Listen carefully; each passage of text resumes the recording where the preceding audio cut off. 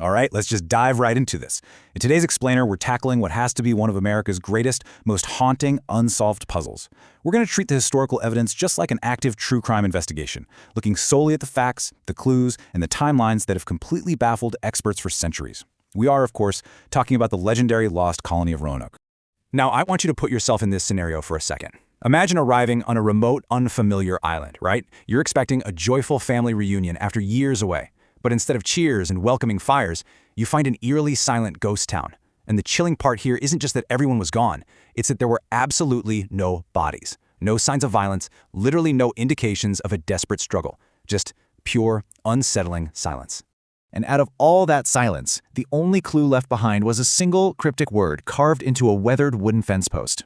Croatoan. That's it. Just one word, leaving a mystery that has haunted history for over 400 years now. So, what did it mean? Was it a destination? A warning? Well, let's unpack the evidence. Section 1. An unsolved historical mystery, the eerie discovery of 1590. To really solve this, or, at least attempt to, we've got to look at what the colony's governor, John White, actually found when he finally stepped onto that deserted island. So when White arrived, the settlement was completely empty, yes, but crucially, the fort was carefully dismantled. There were no burned buildings, no hastily dug graves, anywhere. Actually, it looked as though the settlers had methodically taken the fort apart piece by piece, packed up what they could, and deliberately relocated before completely vanishing. This wasn't some sudden, chaotic flight. It was a carefully planned departure.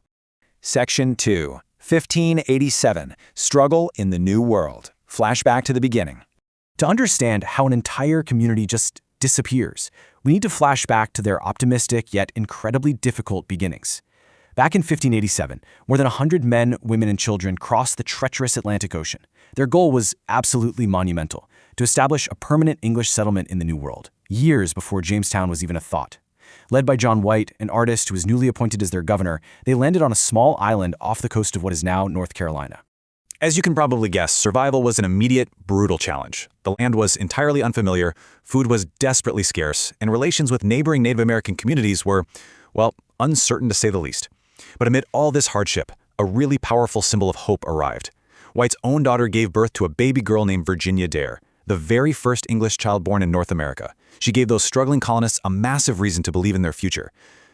But unfortunately, that hope faded fast as supplies dwindled.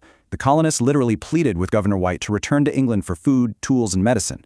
So White left in 1587, promising a quick return. But shortly after he arrived back in England, war broke out. Queen Elizabeth I ordered every available ship to fight the powerful Spanish Armada.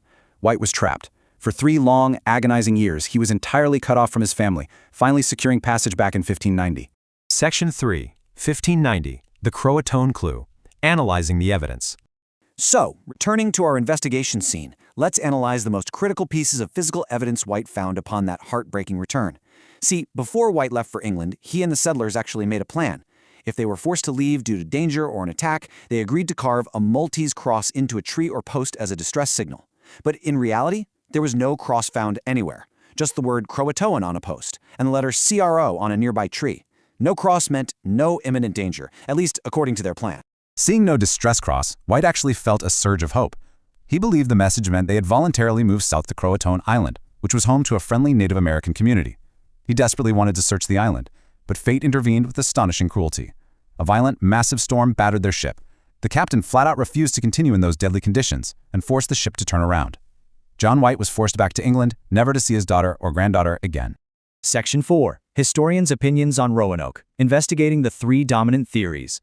Over 4 centuries later, what do the experts actually believe happened to these missing colonists? Remaining entirely impartial here, we're going to break down the 3 prevailing frameworks that historians use to attempt to solve this puzzle today. Theory 1 involves assimilation. Theory 2 focuses on environmental desperation. And Theory 3 looks at the potential for conflict. Let's examine the evidence for each one. Theory 1 is heavily favored by many modern historians: peaceful integration. Remember, there was no distress cross, right? And the Croatoan people had relatively peaceful relations with the English. Facing starvation, the colonists likely saw relocation to a friendly neighboring community as their only logical choice. Adding some serious weight to this, there are fascinating later historical accounts of Native American communities in the region having members with lighter-colored eyes or English ancestry. But as compelling as this is, we have to admit it remains unproven by definitive DNA or direct historical records.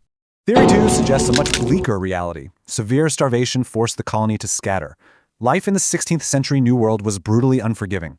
Faced with isolation, disease, and absolutely zero incoming supplies, a large group of 100 people in one spot would quickly exhaust local resources.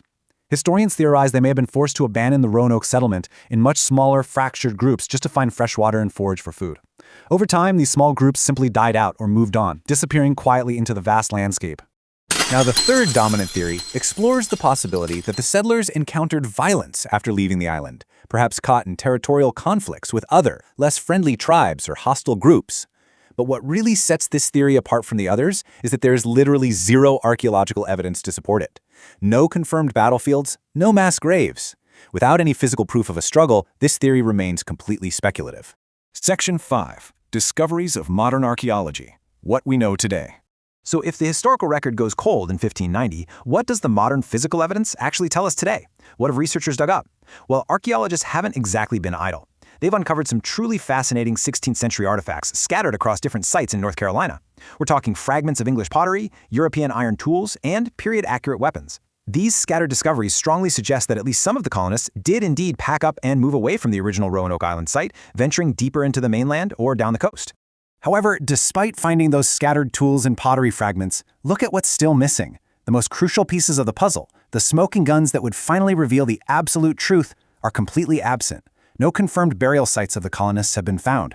No remnants of a secondary full settlement exist anywhere, and no final journal or document has ever surfaced. It's like a giant puzzle with the centerpieces totally missing. It's a mystery that history simply forgot to explain. We have the beginning of the story and a terrifyingly blank middle and end. So let me leave you with this haunting final question. If you were Governor John White, stepping onto that silent island in 1590, seeing no cross, no struggle, and only the word Croatoan carved into the wood, what would you believe happened to your family? Think about it and share your own theory in the comments. Thanks for learning with me today.